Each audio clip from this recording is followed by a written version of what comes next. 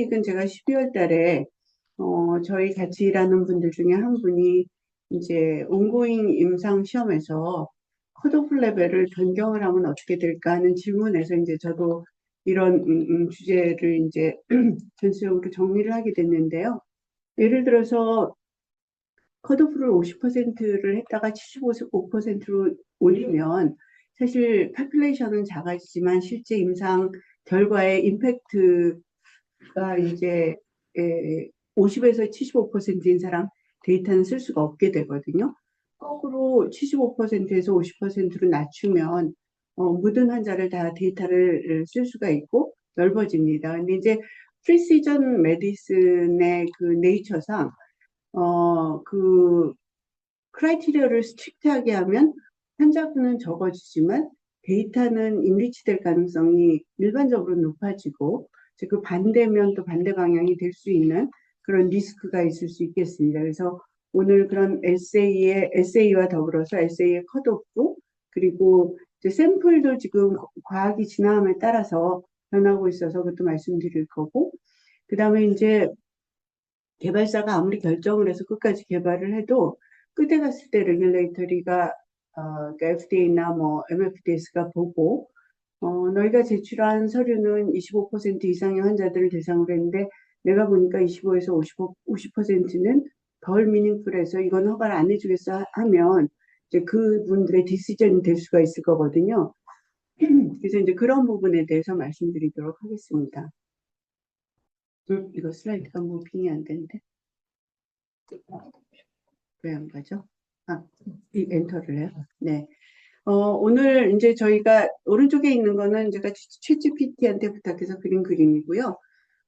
우리가 왜 이거를 공부를 해야 되나, 이제 이게 되게 중요하기 때문에 이제 공부를 해야 된다는 건데, 일단은, 바이오마커의 데피니션에 대해서 알아야 될 거고, 그 다음에 이제 좀 이따 제가 슬라이드가 있는데, 바이오마커라고 일반적으로 불리우는 것과 컴패니언 다이그노스틱스는 또 결이 다르기 때문에 얘네들은 어떻게 다른 건지, 그 다음에 이제 이 에세이하고 메소돌로지가 정해지고 밸리데이션이 되면 그 다음에는 컷오프를 정해야 되는데 이 컷오프가 이제 진짜 어떤 환자가 이 치료제로 세이프하고도 또는 이펙티브하게 쓸 수 있을 건가를 결정을 할 건데 이 결정이 처음에는 잘 모르는 상태에서 정하기 때문에 이게 이제 트라이얼 앤 에러가 있을 수가 있거든요. 그래서 그런 부분에 대해서 설명을 드릴 거고 그 다음에 이제 바이오마커의 모디피케이션, 예를 들어서 하나의 데피니션이 있었는데 약간 데피니션을 변경을 한다든지 그럴 수가 있을 거고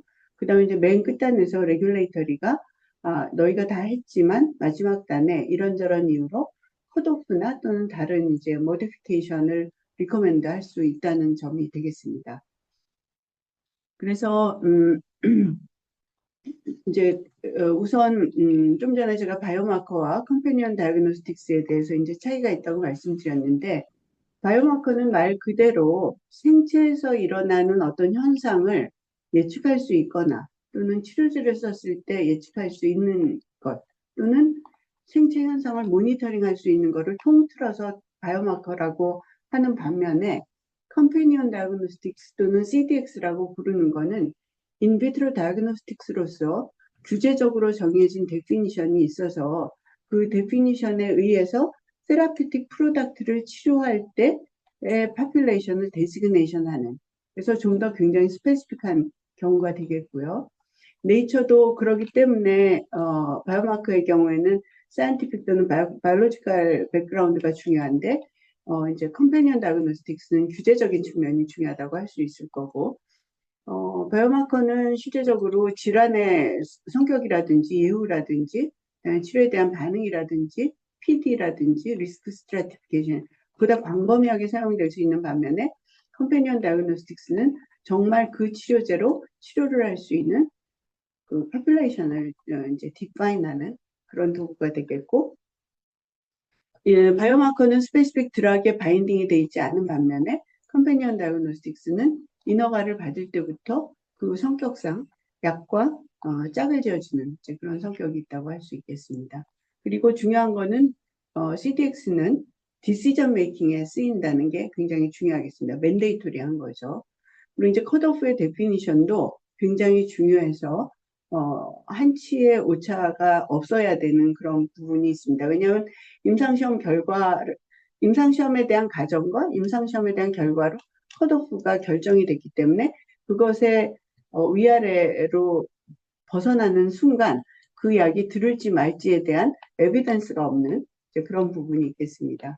그래서 CDX의 플렉서빌리티는 굉장히 리미테이션이 있다라고 생각을 하고요.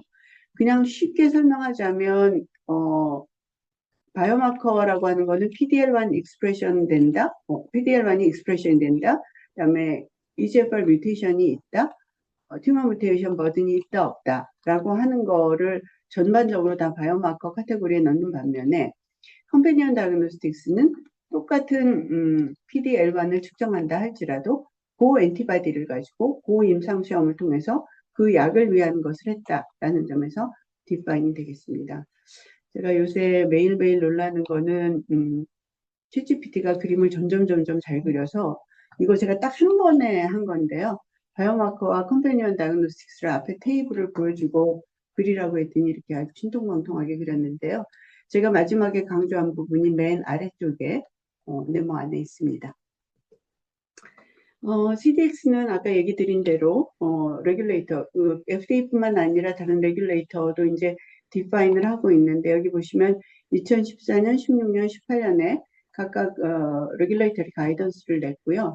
가장 이제 최근에 나온 거는 2018년에 온콜로지 스페시픽 그룹에 대해서 온콜로지 드럭이라고 하지 않고 테라피틱이라고 했어요. 왜냐하면 드럭이라고 하는 경우에 셀 테라피나 이런 거를 디파인하지 않을 수가 있어서 온콜로지 테라피틱 프로덕트에 대한 것을 낸 게 이제 마지막으로 나와 있는 것입니다. 잠깐 FDA에서 한 웨비나를 보시면 여기 보시는 것처럼 굉장히 중요한 두 가지 프레이즈가 있는데요. 동반 진단은 환자가 고치료제를 쓰기 위해서 쓰는 데 있어서 세이프하고 이펙티브한 파퓰레이션을 고른다라고 하는 게 에센스가 되겠고요. 그 다음에 동반이라는 말이 얘기하다시피 손잡고 같이 개발이 돼야 되는 거예요. 그래서 contemporaneous라고 하는 이 레귤레이터리 데피니션 되게 중요하거든요. 그래서 일반적으로는 아침에 CDRH가 동반 진단을 허용을 하면 오후에 약이 이제 인허가가 되는. 왜냐하면 그 동반 진단의 데피니션이 있는 것에 인허가가 없이는 파퓰레이션이 데시그네이션이 되지 않기 때문에 해야 되는데 이제 예외적인 상황이 있기는 해서 설명을 나중에 이제 또 드릴 겁니다. 제가 지금 이제 강조한 게 각각의 그 가이던스 안에 설명이 돼 있어서 제가 그대로 쿼트를 해서 따왔고요. 아까 말씀드린 대로 동반 진단 시약은 사실상 손을 잡고 가야 되는 거기 때문에 most ideally는 프리클리니컬 스테이지에서 개발이 되고 그래서 아날리티컬 밸리데이션이 돼서 진행을 하면서 클리니컬 밸리데이션을 하고 그다음에 마지막 피보탈에서 클리니컬 유틸리티를 보고 해서 이제 등재를 하면 좋겠으나 그렇게 아이디어라는 시츄에이션만 있는 게 아니죠. 어떨 때는 이제 다 하고 났는데 그리고 파퓰레이션 데지그네이션을 했는데 동반 진단 레귤레이터리 프로세스를 따르지 않고 LDT라고 하는 라보라토리 베이스드를 센트럴이든 로컬이든 한 다음에 데이터를 다 얻었는데 막상 동반 진단이 없어서 요 마지막에 브리징 스타디를 하게 되는 경우도 있고요. 그래서 이제 이런 경우가 예를 들어서 제가 이제 오늘 예로는 가지고 오지 않았지만 크리조티닙이 굉장히 좋은 결과가 있었는데 동반 진단에 대한 과정을 LDT로 했기 때문에 IVD 과정을 하는 과정에서 6개월인가 8개월인가 하여튼 그 어프로벌이 딜레이된 그런 역사가 있고요. 그다음에 이제 여러 가지 이유에 의해서 동반 진단이 컨템포러리니어스하게 그 어프로벌이 되지 않으면 그 뒤에라도 할 수 있는데 이제 이거는 포스트 어프로벌 리퀘어먼트나 커미트먼트로 이제 할 수가 있겠습니다. 이게 이제 약은 CDR나 CBER로 가서 IND를 하게 되는데 ID 그래서 Investigation Device Exemption 이 과정은 IND와 같은 과정이 되겠는데 이 과정은 이제 CDRH에서 하게 되겠죠. 그래서 이거를 서미션 할 때는 여러 가지 그 라보라토리 테스트에 대한 컷오프라든지 밸리데이션 스타디와 그 데이터라든지, 그다음에 이제 그 밖에 아날리티컬 스타디들을 내게 되는데, 그러면서 클리니컬 트라이얼 프로토콜을 같이 내서 이 동반 진단 시약이 이 클리니컬 트라이얼 프로토콜에서 구현이 되겠다라고 하는 것을 의논을 해야 됩니다. 레이블링 안에는 예를 들어서 우리가 EGFR 뮤테이션이 있는 환자에서 이 약을 쓰게 된다 그러면 L858R과 엑손 19 딜리션이 있는 환자에서 쓰게 된다 그러면 쓰게 되는데, 이런 환자는 FDA approved 테스트에 의해서 데지그네이션이 된다라고 하는 말이 이제 뒤에 따라오는 것처럼 이제 스터디 결과에 따라서 치료제의 반응을 프리딕션 할 수 있는 경우가 있겠고, 이제 프리딕션을 하기 때문에 환자를 셀렉션인데, 프리딕션을 한다고 반드시 셀렉션이 되는 것은 아니에요. 그래서 IBD인 경우에 프리딕션만 하는 경우, 그 다음에 셀렉션을 하는 경우는 엄밀한 의미에서 동반 진단 시약이 아니기는 한데요. 어쨌든 이런 바이오마커 이제 그 트랙이 있겠고, 아직도 모니터링은 지금 이제 FDA에서 얘기하는 동반 진단의 카테고리에 들어가지는 않습니다. 그리고 이제 중요한 거는 이 세라피틱 프로덕트와 IBD가 이제 에비던스를 같이 제너레이션을 해야 되는데, FDA 빨리 와서 얘기해라. 그다음에 아날리티컬 밸리데이션을 될 수 있으면 빠른 시간 안에 해라. 그다음에 나는 약회사잖아요. 그러면 시약회사를 같이 인게이지해서 빨리 파트너링을 해라. 이렇게 얘기하고 있고, 그다음에 이제 IBD 리퀘어먼트에 대해서 잘 이해를 하고 FDA하고 일찌감치 디스커션을 하라, 이제 이렇게 돼 있고요. 그다음에 이제 중요한 거는 그 환자들을 동반 진단을 하게 된다라는 의미는 인리치를 한다라는 의미거든요. 그래서 인리치먼트 스트래티지에 대해서는 FDA가 따로 가이던스를 갖고 있습니다. 예를 들어서 100명의 환자에 치료했을 때 리스폰스 레이트가 5%인데 그 중에 환자를 20%만 셀렉션을 하게 되면 리스폰스 레이트가 25%로 올라갈 수 있는 그런 장점이 있기 때문에 전체 치료하는 환자의 숫자는 적어지겠으나 환자들한테 안전하고 또 이펙티브하게 쓴다는 면에서는 이제 동반 진단의 가치가 되겠습니다. 여기 보시면 위에 패널은 ID, 그래서 이제 이 디바이스 개발하는 거고, 아래는 이제 약을 개발하는 건데, 이렇게 동반해서 이제 같이 개발을 해야 되고요. 페이스 1, 2, 3, 4는 다 잘 아시니까 설명할 필요가 없겠지만, IBD V1은 페이스 1에서 early stage development, IBD V2는 second stage, 그다음에 IBD의 V3는 이제 third stage인데요. 실제로 가장 중요한 거는 엔드 오브 페이스 2 FDA하고 미팅에서 이 트라이얼 리절트를 갖고 그 다음 단계로 가되, IVD 같은 경우는 이게 약도 마찬가지. 약도 페이스 3에 쓰이는 약은 커머셜 배치를 생산하는 공장에서 같은 공정에 의해서 생산을 해야만 인허가를 받을 수 있다시피 IVD V3도 이 단계에서는 커머셜리 어플리커블한 그런 진단 시약을 써야 되고, 컷오프니 또는 그 퀄리피케이션이 이런 모든 것이 여기서는 이제 그런 퀄리파이된 그런 IVD를 써야 된다라는 설명이 되겠습니다. 그래서 궁극적으로 약허가 받기 전에 PMA, 프리마켓 오토라이제이션 먼저 돼야 되고, 그다음에 NDA, BLA가 되는 거의 동시지만 어쨌든 그런 시퀀스를 아셔야 되겠고요. 그런데 이제 저도 이제 뭐 공부를 하지만 어떨 때는 왜 이렇지 이제 그런 게 있는데, 작년에 이제 저희가 그 비생리라고 하는 NRG1 퓨전에 대한 엔티바디를 BLA 스토리를 했었는데, 그때 보니까 동반진단 시약의 어프로벌이 없어서 이제 전체적으로 레귤레이터리 백그라운드를 찾아봤는데, 라이프 스트레이트닝 디스가 있을 때는 동반 진단이 있어야 되지만 동반 진단의 그 IVD 트랙을 밟지 않고 LDT만 있다 할지라도 일단 어메니즈가 워낙 높기 때문에 먼저 약을 승인을 해주고 그 후에 IVD 트랙으로 보완을 할 수 있는 그런 이제 플렉서빌리티가 여기 있고, 그 다음에 이제 FDA는 이 사람이 실력이 좋으면 플렉서빌리티에도 자신이 있거든요. 이제 자신이 없으면 플렉서블하기가 어려운데 FDA는 자기네 플렉서빌리티에 대해서 굉장히 자랑스럽게 생각해요. 그래서 자기네는 이런 그 메디컬 언맷 니즈가 있을 때 브로드 플렉시빌리티를 볼 수 있다라는 거를 이 문어적으로도 이미 표현을 하고 있고요. 예를 들어서 FDA가 그 뉴로파이브로마티스 1에 대해서 어린이 질환에 56명을 갖고 컨디셔널 어프루벌이 아니고 풀 어프루벌을 해주면서 코비드 19 때 해줬는데 우리는 우리의 플렉시빌리티와 커미트먼트에 대해서 매우 자랑스럽게 생각한다. 그렇게 얘기했거든요. 57명, 56명을 갖고 풀 어프루벌 해준다는 게 이제 쉽지 않은 결정인데 그런 얘기를 할 수가 있겠습니다. 제가 이제 지금부터 슬라이드 몇 개는 CDX 어프로브 된 것들을 질환별로 또는 카테고리별로 했는데 이거는 제가 일일이 다 설명하지 않을 거고요.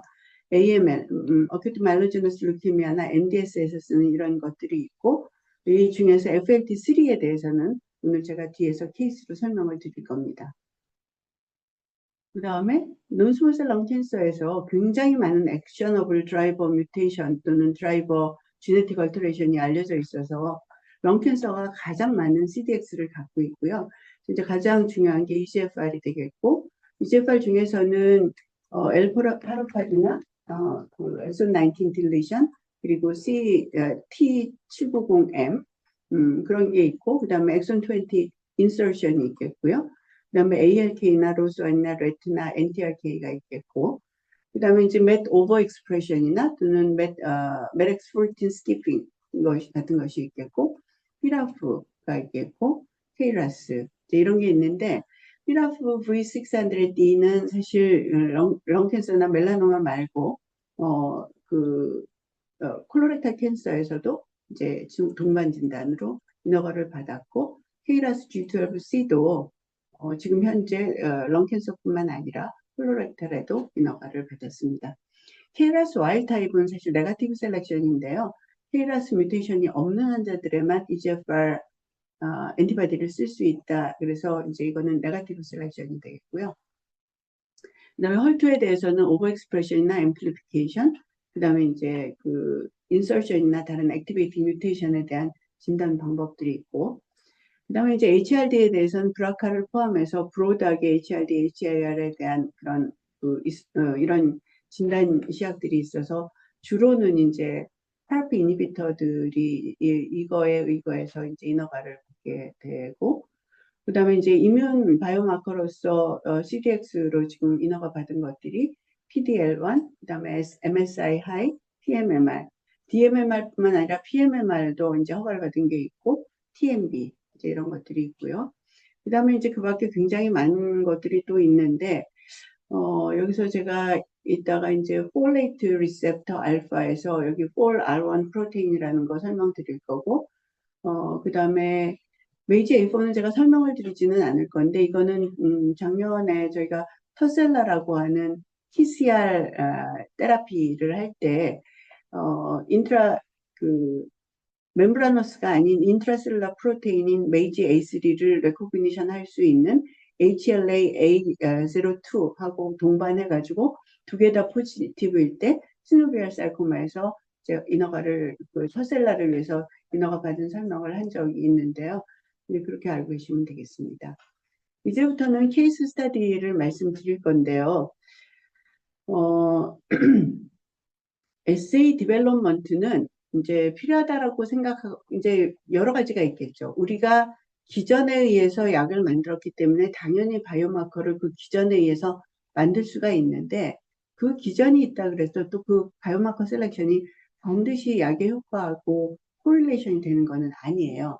근데 이제 처음에 PD1, PDL1 엔티바디를 만들어서 이제 니볼루마비 펜브로이즈마보다 4년 어헤드에서 개발을 시작을 했죠. 둘 다 2014년도에 첫 인디케이션 승인 받았는데 니볼루마브는 그보다 8년 전에, 그다음에 펜브로이즈마브는 그보다 4년 전에 개발을 시작했으니까 이제 굉장히 그 MSD가 쫄리는 거예요. 그래서 이제 우리 어떻게 해야 정말 니볼루마브를 넘어설 수 있을까 해가지고 이제 PDL1으로 패션 셀렉션을 하면 어떨까라고 이제 인하우스에서 얘기가 됐는데 사이언티스트들은 정말 이게 워킹할까?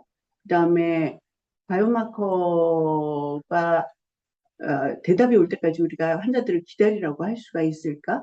그다음에 이게 얼마나 퍼펙트 할까 이런 걱정을 했고 굉장히 인도주의자적인 입장에서는 사내에서 PD-L1이 네거티브라고 약을 안 주면 효과를 볼 수 있는 사람들이 치료를 못 받지 않을까 이런 걱정도 하고, 커머셜에서는 PD-L1 포지티브만 쓰면 커머셜 세일즈가 반틈이 나지 않을까 이런 걱정도 하고, 이제 이런 많은 디스커션을 했는데 파이널리 디시전을 했어요. 근데 이제 같은 시기에 PD-L1에 대해서 개발을 했는데 사실 리보는 페일을 하고 펜브로 스타디는 석세스를 했거든요. 여기 보시면 펜브로, 니보, 아테소, 덜바가 다 이제 이 안티바디를 보면은 여기 이제 이거 두 개가 다 코 건데요.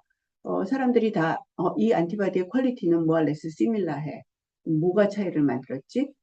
근데 이제 리보는 1%, 5%, 10%에서 굉장히 여러 개를 했고, 펜브롤리즈막 개발하는 사람들은 과감하게 1하고 50을 했어요. 50이 성공을 해서 이제 허가를 받았거든요.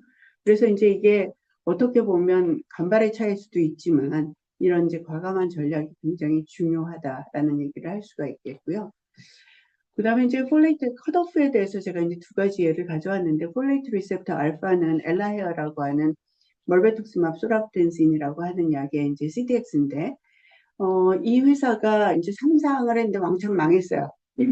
왜 망했냐면은, 컷오프로 50%를 썼는데, 이제 프라이머리 엔드포인트를 만들지 못했는데, 또 그거를 프라이머리 엔드포인트의 P-밸류를 0.025를 해서 못 만난 것도 있지만, 또 50%를 해서 못 만나가지고, 서브그룹을 아날리시스 해보니까 75%가 성적이 훨씬 좋아서 재빨리 이상을 해가지고, 악셀러레이티드 어프로벌을 받았습니다. 그래서 처음에는 이제 50%를 사용했고, 그래서 그거를 가지고 3상을 했는데, 3상을 둘러 엎었고, 그래서 이제 75%로 올려서 작은 이상을 해가지고 악셀러레이티드 어프로벌을 패스웨이를 거쳐서 인허가를 받았고, 이게 이제 소라야라는 스타디고, 페이스 3로 미라솔이라는 스타디를 해서 이 스타디에서 PFS, OS를 만나가지고 드디어 이제 풀 어프로벌을 받게 됩니다. 그래서 이 동반 진단이 정말 약에 이제 예를 들어서 회사가 50으로 망했다. 그래서 이제 더 이상 개발을 안 했으면 이 약이 세상에 못 나왔을 수도 있는 거잖아요. 그런 이제 히스토리가 있는 약이고. 그래서 여기 보면 뭐 이제 그 컴패니언 다이그노스틱스에 대한 리뷰하는 딱 섹션이 있거든요. 이 sek션에서 75%는 충분히 어프로버블 하다. 그래서 요 의견은, 여기 나오는 요 의견은 시더나 시버 의견이 아니고, 요 의견은 이제 CDRH에서 준 의견을 따서 이렇게 이제 기술을 합니다. 그래서 FDA 어프로브드 그 테스트로 이제 셀렉된 환자에서 치료를 한다. 이제 이렇게 인디케이션이 돼 있고요. 그 다음에 메테스팅인데, 텔리소투스마 베도틴, 엠렐리스가 이제 작년 5월 달인가 인허가를 받았는데, 이게 오버 익스프레션이니까 프로테인 레벨을 봐야 되거든요. 프로테인 레벨을 봐야 되는데, 이제 회사가 트라이를 할 때는, 이제 3상 전에 이상을 했는데, 이상에서 그 오버 익스프레션 25% 이상인 환자를 넣었어요. 그리고 이제 프리클리니컬 스터디로 뭐 충분히 그럴 만한 이제 이유를 갖고 그렇게 했는데, 실제로 해보니까는 25%하고 25%하고 50% 사이, 그다음에 50% 이상의 환자에서 리스폰스 레이트하고 리스폰스 레이트가 차이가 있고, 그다음에 사실 듀레이션 오브 리스폰스는 차이가 없어요. 근데 이제 리스폰스 레이트가 차이가 있다 보니까 이제 PFS도 차이가 있는 거죠. 그래서 FDA가 우리는 인터미디엇 오버 익스프레션에서는 안 되고 하이 익스프레션이 있는 환자에서만 인허가를 해주겠다라고 해서 이제 50% 이상을 인허가를 해줬고요. 그래서 여기 이제 보시면 뭐 오버롤 리스폰 오브젝티브 리스폰스 레이트가 맷 하이에서 29%고, 그다음에 맷 인터미디엇에서 20%인데 듀레이션 오브 리스폰스는 같거든요. 그렇지만 하여튼 FDA는 미닝풀한 그 베네핏 리스크가 인터미디엇 그룹에서는 없다라고 해서 그 파퓰레이션은 서미션 도스에 있었는데 해주지를 않았습니다. 지금 그래서 이제 페이스 3를 하고 있는데요. 페이스 3 안에는 여전히 25% 이상이 들어가 있거든요. 이제 랜더마이즈 스타디니까 이 결과에서 25에서 49%의 익스프레션을 본 환자들에서 실제로 어떤 결과가 나올지는 저희가 이제 기다려 봐야 될 거라고 생각합니다. 그 다음에 이제 CDX에 있어서 어떤 샘플을 쓸까 하는 건데, 과거에 거의 대부분의 이제 CDX는 헤마톨로직 말리그난시 말고는 다 피가 아닌 조직을 띄었겠죠. 근데 이제 칸마티닙이 테포티닙보다 1년 일찍 이제 인허가를 받았는데, 이때는 이 사람들이 티슈 베이스드 NGS를 했고, 플라즈마를 하기는 했지만 익스플로러터리로 했고, 실제로 이게 이제 인 익스클루전에 들어가지는 않았어요. 그렇지만 어쨌든 간에 티슈 베이스드 NGS로 엑선 14 스키핑의 인허가를 받았는데, 테포티닙은 스타디를 할 때 이미 티슈하고 플라즈마하고 CDX를 코디벨롭을 했습니다. 그래서 결과가 이제 유사하게 나왔어요. 그래서 여기 보시면 인클루전 크라이테리아에 메렉스 14 스키핑이 플라즈마 또는 티슈 해가지고 이렇게 디파인이 돼 있고요. 결과를 보시면 약간의 차이가 있기는 하지만 전체적으로 봐서는 이제 PFS에 별 차이가 없다라고 해가지고 FDA가 두 개를 다 이제 인허가를 해줬습니다.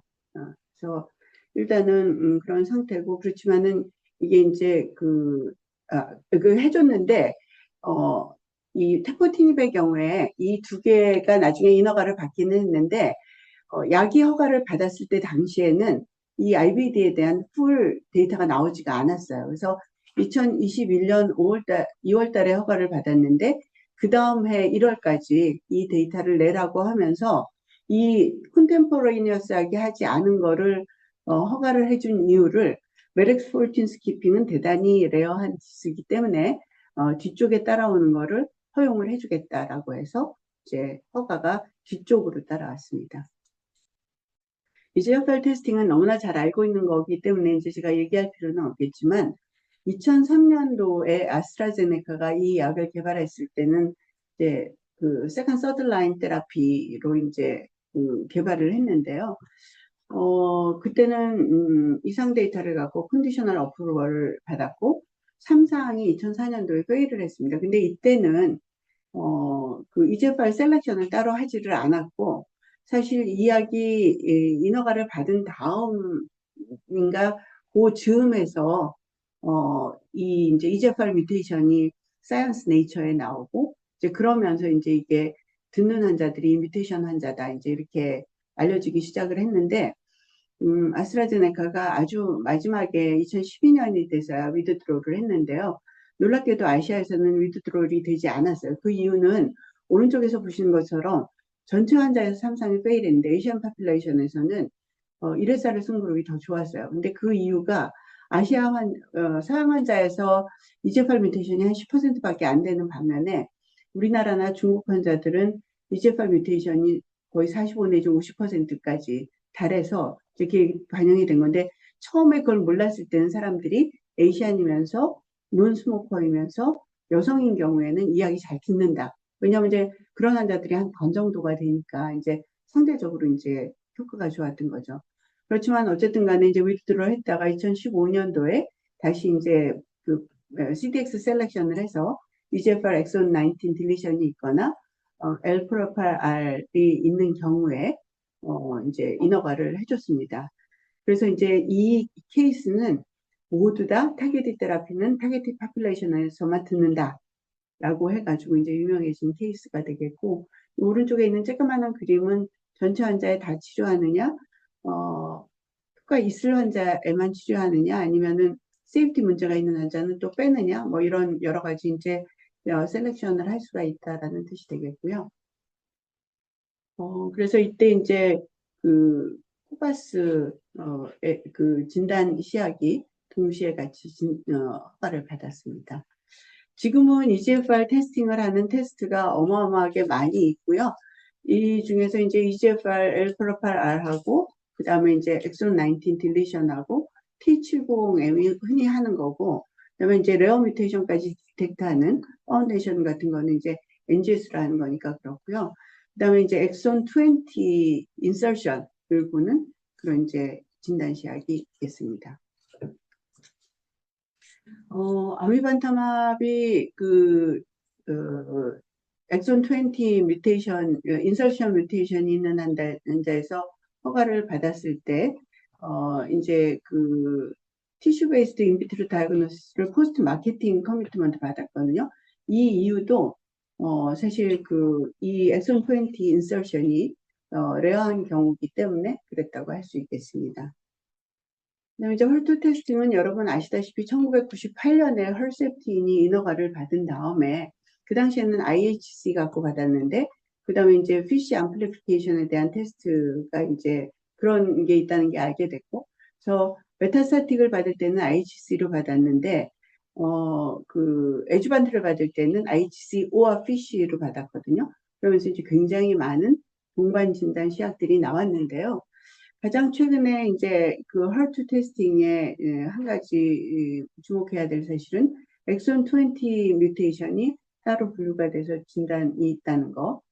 그 다음에 이제 이 저기 헐투를 보는 IHC가 패스웨이에서 나온 이 패스웨이라고 하는 브랜드네임을 가진 엔티바디를 갖고 하는데 그 전에는 헐투 포지티브인 것만 디파인을 했었는데 최근에 N헐투가 헐투 로우하고 얼트라 로우를 하면서 이 진단 시약의 스코프이 더 넓어졌다고 할 수 있겠습니다. N헐투는 CDX가 없이 인허가를 받은 약이고요. 처음에 이제 N헐투가 메타스타틱 브레스트 캔서에서 허가를 받았을 때 로컬 테스팅으로 해가지고 CDX 인게이지먼트 없이 했어요. 그런데 이제 이게 CDRH가 어리를 해줬던 게 헐트가 워낙 오랫동안 테스팅이 있었고 그다음에 이제 마켓에서 쓰이는 테스팅들이 다 그 FDA가 어프로벌 해준 그런 이제 시약을 로컬에서도 썼기 때문에 어프로벌을 해줬지만 여전히 나중에 이 회사에서는 브리징 스타디를 확인을 했다고 합니다. 그리고 이제 좀 전에 얘기한 것처럼 N헐투에 주목할 만한 거는 노블한 컷오프가 이제 새로운 범주에 들어갔다는 거. 로우와 얼트라 로우가 그 진단 시약의 스코프이 더 넓어졌다는 거를 이제 얘기할 수 있겠습니다. 그리고 이제 또 하나 재미있는 케이스가 있는데 AML 환자에서 이제 FLT3라고 하는 FMS-like cytokine kinase 3가 이제 뮤테이션이 있는 경우가 한 20-30%가 된다라고 하는데요. 이게 이제 엑스트라셀러 도메인하고 적스타 멤브라너스 그다음에 이제 TK 도메인이 있으면 이 적스타 멤브라너스 포션에 인터널 텐뎀 리피트가 있거나 그래서 이제 그 알렐 레이쇼가 높거나 또는 이 TKD 도메인에 이제 뮤테이션이 있으면 다이메리제이션이 오토로고스하게 그러니까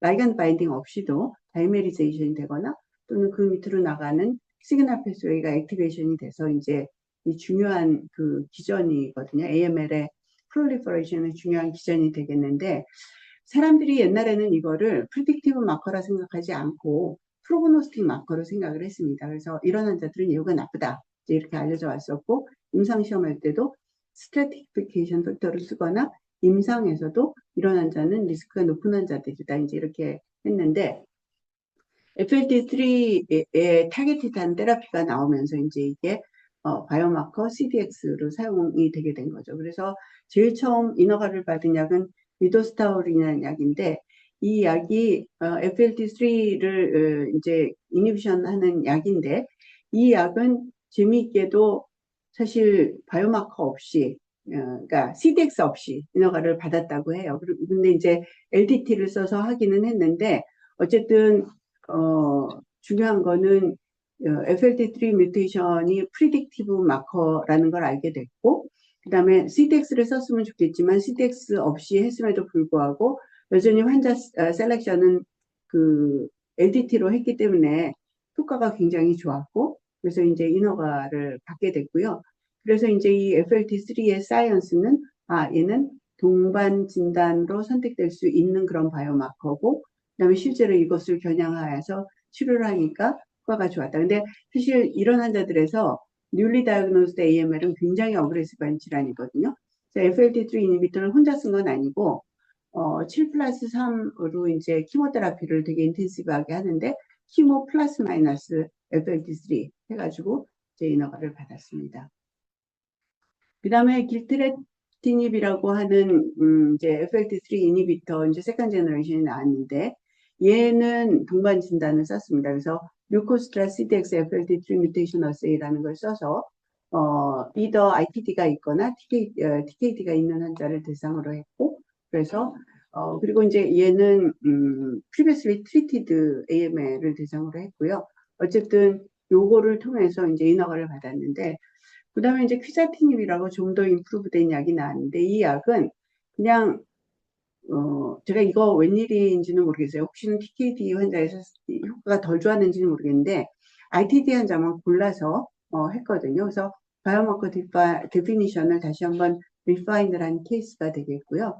그래서 FLT3는 처음에 프로그노스틱 마커였다가 프로그노스틱 마커가 프리딕티브 마커로 알려지면서 동반 진단화 됐고 그 다음에 데피니션이 리파인이 됐다. 이런 이제 플로우가 중요하겠고 사실 성적은 굉장히 좋아요. 이 미도스타우린이나 아니면 키사티닙을 쓴 뉴리 다이그노스에서 HR은 0.78인데 이제 이게 74.7하고 25.6이라 차이가 많아 보이는데 사실 서바이벌 커브가 50% 선을 안 넘어가서 이런 결과가 나오기는 한 거고 그렇지만 하여튼 쓰고 안 쓰고에 따라서 상당히 효과가 좋아서 AML의 중요한 약제로 그렇게 여겨지고 있습니다.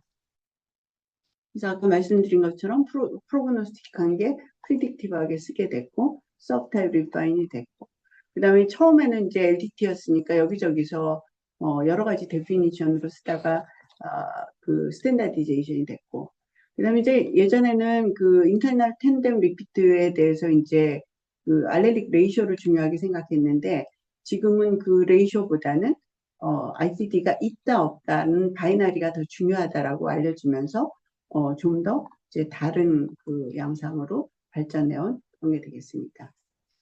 에너지 퓨전 테스팅은 아까 제가 처음에도 얘기 드렸다시피 재작년 12월 달에 인허가 받은 약인데 에너지 퓨전은 매우 레어해서 전체 환자가 아니라 캔서 환자의 0.1 내지 0.5%밖에 안 되기 때문에 정말 얼트라 레어한 캔서가 되겠거든요. 근데 이제 이 약제의 효과가 좋아서 허가를 받았는데 두 가지 질환에서 허가를 받았습니다. 하나는 난스몰셀 런캔서, 하나는 팬크레아틱 캔서. 숫자도 아주 작아요. 런캔서 64명, 팬크레아틱 캔서 30명. 그래서 인허가를 받았는데 제가 이걸 리뷰를 하면서 보니까 FDA approved test라는 말이 없어서 앞뒤로 찾아보고 어프로벌 레터를 보고 하니까 이제 이게 동반이 돼서 인허가를 받은 게 아니어서 그래서 이제 제가 아까 보여드린 그 법규들을 찾아보니까 그런 레어 디스의 플렉서빌리티가 있다는 게 명문화돼 있다는 거를 발견을 했고요. 그래서 이제 어프로브드 테스트 없이 인허가를 받았고 아까 얘기 드렸다시피 이런 레어 디스에는 환자 수가 적거나 검체 확보가 어렵거나 뭐 이런 경우에 약을 먼저 인허가를 해주고 뒤쪽에 동반 진단을 이제 뒤따라서 허가 후에 사후 진단 확증을 할 수 있다라는 게 이제 허용된다라는 거를 이제 다시 한번 강조하고 싶고요. 여기 보면은 두 가지 질환에 대해서 포스트 어프로벌 커미트먼트로 해가지고 non-small lung cancer하고 pancreatic cancer에서 이 동반 진단에 대해서 밸리데이션을 해서 내라. 시간 되게 넉넉하게 줬어요. 이거 거의 3년 3개월 정도의 시간을 더 줬거든요. 그래서 이제 충분한 시간을 주고 개발을 하라고 얘기를 했고요. 그래서 전체적으로 오늘 말씀드린 거를 다시 정리를 하면 동반 진단은 바이오마커기는 하지만 스페시픽한 타입의 바이오마커가 되겠고 이 바이오마커는 레귤레이터리 컴포넌트가 있다라고 하는 게 굉장히 중요하겠고 그 다음에 이제 바이오마커의 데피니션이 그 테스트 같은 게 정해질 수는 있지만 여전히 컷오프라든지 샘플이라든지 이런 게 변할 수 있고 마지막 단에서 이제 임상이 잘못됐을 때 스폰서가 컷오프를 새로 결정할 수도 있고 레귤레이터리가 인풋을 줘서 그 컷오프를 재조정해 줄 수도 있는 그럴 수가 있다라는 거를 이제 아셔야 될 거고 그다음에 이제 IBD 개발은 굉장히 일찌감치 시작을 해야 되는데 적어도 ID3, V3가 되면 아날리티컬 밸리데이션이 돼 있고 컷오프가 저스티파이 된 거를 써야 된다. 아니면은 이거를 다시 해야 될 수도 있는데, 뭐 임상을 다시 해야 될 수도 있지만, 브리징 스터디를 다시 해야 될 수도 있거든요. 그런 게 있겠고, 그 다음에 이제 컷오프에 대한 재조정이 된 것이, 폴레이트 리셉터 알파, 엘라이어의 경우에는 스폰서가 재조정을 했고, 그다음에 엠레리스 같은 경우는 레귤레이터가 재조정을 해서 컷오프를 이제 썸션한 거하고는 달리했고, 그다음에 이제 바이오마커가 처음부터 프리딕티브 마커로서 CDX로 개발하는 경우도 있지만 FLT3처럼 오랫동안 프로그노스틱 마커로 알려져 있다가 그거를 타겟하는 그런 약제가 개발이 되면서 CDX로 바뀔 수 있는 그런 가능성이 있다라고 하는 거. 그다음에 이제 사실 플라즈마가 샘플로 쓰이게 된 가장 중요한 사이언티픽 프로그레스는 ctDNA 사이언스거든요. 이제 그런 사이언스의 프로그레스로 인해서 티슈와 플라즈마가 같이 쓰게 되는. 그래서 FDA 같은 경우는 플라즈마를 어프로벌을 해주면서 가장 중요한 리커멘데이션이 먼저 플라즈마를 갖고 스크리닝을 하고 이제 좀 더 콘솔리데이션을 해보고 싶을 때 아니면 네거티브 나왔는데 의심이 될 때 티슈를 하는. 왜냐하면 이제 플라즈마는 샘플을 얻기도 쉽고 이제 간단한 거죠. 리스크 테이킹을 안 해도 되니까. 그런 부분이 있겠고, 그 다음에 FDA가 동시에 약하고 CDX가 어프로벌 될 수 있는 그런 개발을 하라고 리커멘드를 하고는 있으나 레어디스의 경우에 또는 바이오마커 자체가 이제 디파인하는 파퓰레이션이 아주 적을 때 그게 같은 뜻일 수도 있지만 뭐 살짝 다를 수도 있어서 이런 경우에는 플렉서빌리티가 있어서 사후 보완하는 거를 어그리를 하고 있다. 이제 근데 약을 개발하고 있는 입장에서 특히 온콜로지에서 타겟팅 테라피를 개발한다면 바이오마커 스트라티지를 아주 일찌감치 잘 갖고 동시에 개발을 해야 된다라고 하는 게 중요하겠습니다. 오늘은 여기까지 말씀드리겠습니다.